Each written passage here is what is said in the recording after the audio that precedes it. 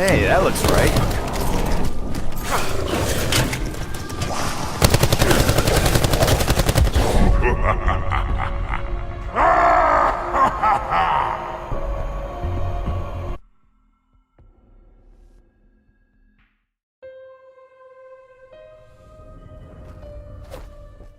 Nine months. It has been 9 months since my last upload, and 9 months since I really enjoyed playing a Call of Duty game. And really about a year since the last time I enjoyed playing a zombies game. And let's just say I am glad to be back. I'm going to be rolling out a bunch of new content here in the coming weeks, so stay tuned for that. Multiplayer and zombies. And man, Treyarch did such a good job with this game. Even though there's some major flaws that I have with it, overall I really do love this game and I enjoy what they've done so far. There are really only a couple things I really hate about this game, but it's whatever, dude. I really do love this game. Anyways, let's get into this video. This is Blood of the Dead, and I'm showing you guys my strat to get everything by round 9 or 10. I had a couple strokes of bad luck in this gameplay, unfortunately, but you can get everything that I get in this video on an earlier round if you don't make some of the mistakes I did in this video. I'm a little rusty, forgive me. It's been a year since I last played, so please cut me some slack. Anyways, what you want to do is get at the least 1200 points, open up spawn door, go open up power, and what you want to do is go on the catwalk and get as many knife kills as possible. And what you don't want to do is rush through this as fast as possible, because the way the zombies spawn in this game is a little bit weird. We haven't really seen anything like it to this degree. We've seen some of it in Black Ops 3, but it wasn't as bad. You want to make sure that the last zombie, the zombie that walks, is behind you at all times, because if you just rush through this, he'll spawn at the end of the catwalk and you can't get out of it. You have to kill him, and the round will change to round 2, and then you'll be stuck out here during round 2. Something I want to note here is, since it still is round 1, all the zombies are still one tap with your knife, but a little tip here is shoot the dogs with your pistol, just because right there, as you just saw, there's 3 of them, and if you try to knife them, it just takes too long and you'd probably go down from that. As you can see right here, after I shoot this dog, that is the zombie that is walking, and that's the zombie that you do not want to kill, or else the round will change, and then it'll mess up this whole strat that I have here for you. Now what I'm doing right now is looking for the blue essence. It'll be on one of these shock boxes around the map. There's one right there in the library, and there's another one in the cafeteria, and there's another one right outside the warden's office. The reason why we were getting this blue essence is to build the shield. There are 3 shield parts around the map. There's one which is this blue essence, as you can see me getting right here. The second shield part is a key that you get from killing Brutus for the first time, and the third one is a cell door. Now after getting this blue essence, you want to make your way down through the Citadel tunnels, get the second shield piece, which is the cell door, and then you want to go turn on power. Now if you've done everything correctly up to this point, you should have enough points to open up everything that I have shown you in this video and everything that I will show you in this video. Now I will admit that this is kind of an unforgiving strat. If you mess up just one step, the whole thing crumbles. Now what I'm doing here though is showing you all the spawn locations for the cell door in the Citadel tunnels. There are 2 more though. There's one right down here. It's right behind me, right where this barrier is, and there's another one as soon as you make your way out here to the right by the barrier on the ground. Now what I'm going to do is turn on power and get the 3rd and final shield piece. Now what I usually do right here is, by this time I have my specialist. I use Tachyo's sword. You don't have to use this, it's just one of my favorites, just because I've always wanted to use Tachyo's sword ever since it was introduced. It's not really effective at killing Brutus at all, in my experience. I even actually go down because of that. But what you want to do now is kill Brutus, Then as soon as you kill Brutus, he's going to drop the third and final part, which is the key. Now don't let it fool you. Despite its looks, it's not a power-up. You do, in fact, have to go hold square on it to pick it up. Now there are, I believe, 3 buildable benches around the map.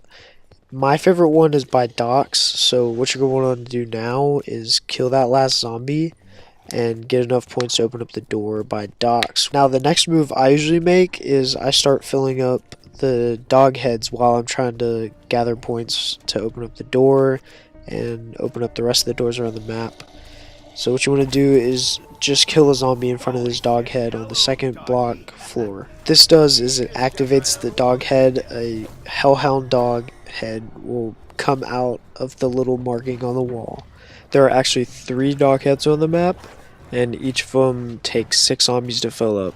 Now what we are doing here is we are killing 2 birds with 1 stone, and we are doing the Hell's Retriever step mixed with the build the shield step. Now one thing to note here is the dog head does not eat the other dogs because, yeah. Another important thing to mention is if you do everything that I've done up to this point, when you get to round 2, it should always be a dog round. From what I've experienced, there's absolutely no way around this, and it sucks because this kind of sets you back about a round. If you play through the game normally and not do this strat, round 2 will not be a dog round, and this could be time spent filling up the dog head souls. Since there is no way around this, I like to use this round to get points to open up the door up to docks to build the shield. Since it is a dog round, I believe only 6 dogs spawn in, and that just is not enough to get as many points as you need to open up the door. As far as I know, there's no way around this round, so it's kind of just like a break round to get away from all the sweatiness that you've just done. But trust me, the sweatiness is not over. You know, I try to be as efficient as possible when I'm doing these strats, but you know, this game just hates me. It makes me burn through another round by giving me a nuke, and it kills all the zombies in the round. So now I have to go to round 4, when I could have gotten at least 2 dog heads done by now. So, yay! First stroke of bad luck. Now what you're going to want to do after you get enough points is by this door, look to your left, and there's the buildable bench. You're going to want to build your shield. And after that, you're going to want to get 3 zombie souls. In this gameplay, I get a lot more than that just because I don't have enough points to get another gun. Now again, you do not have to get this many zombie souls. I just get this strictly because I just wanted to farm a couple points so I can go get another gun. In my game, I am playing as Dempsey, and when I have enough souls, he says, "I got the ghost ready to blast." I don't know what all the character quotes are, but for Dempsey, that is the quote. All the character quotes should be something similar to this, and that is just an indicator to let you know that you have enough souls to get a blast. Now in my game, one of my favorites is the ICR-7. It's not one of the strongest guns in zombies, and it's not really that good at killing zombies at high rounds, but I just get it as because it's a decent weapon just like the KN-57. You do not need this weapon. You can go pick up any weapon. You can go hit box if you want. I simply get it as a point grinder, and so I can make sure that I have enough points to open up all the doors that I need to in the rest of the strat, and so I can complete the rest of the steps for the Hell's Retriever. Now what you're going to want to do is make your way all the way up to the cell block second floor. I like to do this dog head first simply because it's one of the hardest to do because you're cramped in that tiny cell block area. You do not have to do that one first. You can do any of these dog heads in any order. You probably have more points than I do if you did everything that I have done. I just got that nuke and skipped around and I didn't have enough points. Now as you make your way up here, you're going to want to remember that each dog head takes 6 zombies. Already killed 1 in my gameplay, so now all I need is 5. And each dog head takes roughly 3 seconds to eat each of the zombies. So you're going to want to keep that in mind. You can't just keep killing each of the zombies and it won't eat the dead zombies that you've killed while it's eating a zombie. Now after you finish killing all the zombies and it eats its last zombie, it should make some sound similar to this. And the dog head will look up and go back into its drawing, and the drawing will be bright orange. Now, the next one I like to do is go from cell block second floor to the one in New Industries, then to the one right outside of the warden's office. Now, you do not have to do them in this order again. This is just what I like to do. It goes from hard, medium, easy in my opinion. To get to the next dog head, you're going to want to make your way all the way back to spawn, go across the catwalk, and instead of going into spawn, you're going to want to take a left and go by this door. It's 750 points, and once you're in this building, it's called New Industries. You're going to want to make your way to the back left corner, and it should be right there. It should be super easy to spot. It's set up kind of like a shrine. It shouldn't be that hard to miss. Now, my second stroke of bad luck in this game is, unfortunately, I got a Brutus to spawn while I was trying to do this step, and it wasn't really too difficult. He was just really annoying to deal with. Now, one thing to mention here is Brutus is always going to be faster than all the other zombies, and it might mess up your train a little bit, but do not freak out. Just don't walk, keep running. And another thing to note here is the dog does not eat Brutus. Now, after you've gotten that, what you want to do now is go to the third and final dog head, which is right outside the warden's office, but before you go into the warden's house. Now, in my game, I buy the Vapor just because I'm out of ammo on my ICR, and I do not feel like running all the way back down to the second power room just to get some ammo. And right there, the warden really did scare me. I thought he was behind me, following me, but apparently he spawned in the room in the corner. Now again, rinse and repeat. Just kill 6 zombies in front of this dog head. It's the same thing. This is the third time you do it. It's the final time you do it. And then after you kill this final dog head, what you're going to want to do is run into the warden's house, take a left in the first entrance, go all the way down this hall, and take this fast travel. Now when you are fast traveling, you're going to have to wait a second, and as you can see, you'll see the Hell's Retriever right there. Hold square, pick it up. And as soon as you get out of this, you're going to want to make your way all the way over to Library, which is when you first walk in the prison. And you're going to want to turn left. There's going to be this lit up cell. There's going to be a toilet. You're going to throw your Hell's Retriever into it, and a blue skull should appear. Now, there are 5 of these around the map. There's one right there outside the library. There's one upstairs on the roof at Pack-a-Punch, and it's right to the right of Pack-a-Punch. It's the same thing. All you have to do is throw your tomahawk at it, retrieve it, and move on to the next one. Now the next one is going to be in the warden's office. It's going to be just outside this buildable barrier on top of this telephone pole. Just throw it where I throw it and you should get it. And again, just like the other dog step, you do not have to get these in any order. It's just, this is the order that I got them in my game. Now the next one over here is just outside spawn, right in the middle of this door. And the final one is over by docks. There's going to be this light pole, and then there's going to be this piling, this wooden piling. You're going to throw it right on top of that and get it.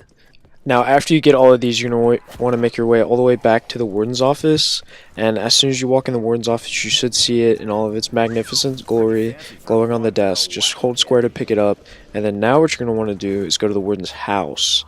And after you go in the warden's house, there should be in the back left corner a living room type area and a furnace. Hold square on the furnace with your blundergat out in your hand, and it should place it in there. Now this is going to begin the step to collect all the souls to fill it up. Now, this step is really hard, mainly because you have to walk around and pick up the souls after you kill the zombies, and because it is such a cramped little area. Now, what I recommend doing is having your specialist ready. Now, the more souls that you get, the more souls that will fill up the skulls on top of the furnace, and they will light up with a blue flame. And there are 3 of these skulls. All you have to do is light up all 3 of them. I'm not sure of how many kills you need. It should be like 20 to 30 kills, which is usually just about a round. And after you light them all up, all you have to do is go hold square on the furnace and wait a second. And then the furnace flame should turn blue, and that's how you know it's ready to pick up your tempered blundergat. Now in my game, I did get a nuke, and that kind of set me back. That's stroke of bad luck, and it started a new round as I was trying to do this. Now what you're going to do is pick up your tempered blundergat and run around to these barrels, and this is a timed step, so if you do not get to these barrels fast enough, then the flames will run out and you'll have to redo this entire step. Also, make sure to not do what I did and start doing this step at the beginning of a round, because it will make it a lot harder than it should be. Also, you want to make sure that you do not shoot your tempered blundergat while doing this step and running around to each of these barrels, because that will decrease the amount of time that you have between each barrel, and it'll make you fail this step, and then you have to redo it all over again, and it's a real pain in the butt. Now, also the reason why you don't want to do this at the beginning of the round is, as you can see right here, the catwalk is a nightmare to go through. Now, I did clutch it out and get these clutch jumps over these zombies, but that was just pure luck. I've only done that a couple times. I've failed the step on the catwalk plenty of times, and it is very annoying. Now what you're going to want to do is, after you get that last barrel, go into New Industries, make a right, and put it inside this furnace place. 2 ghosts should come out, and just let them do their thing. And it takes like 10 seconds for you to get your actual Magmagat, and after you get it, I'm just going to leave you here with some gameplay. There's only a couple things we're going to note here. On Pack-a-Punch, the Magmagat only has 1 shot in each clip, but Pack-a-Punched, it has 2. Now, each shot also acts as like a mini monkey bomb, and you do in fact take damage if you walk over your Magmagat shot, because it does shoot lava, and you know, that just makes sense. You can't touch lava. Also, in this game, you have to Pack-a-Punch your weapon 4 times for it to be fully Pack-a-Punched, and if you do that, then all you have to do is shoot Brutus once with the Magmagat, and he will die. Anyways, that's been this video. Hope you enjoyed it, and peace out.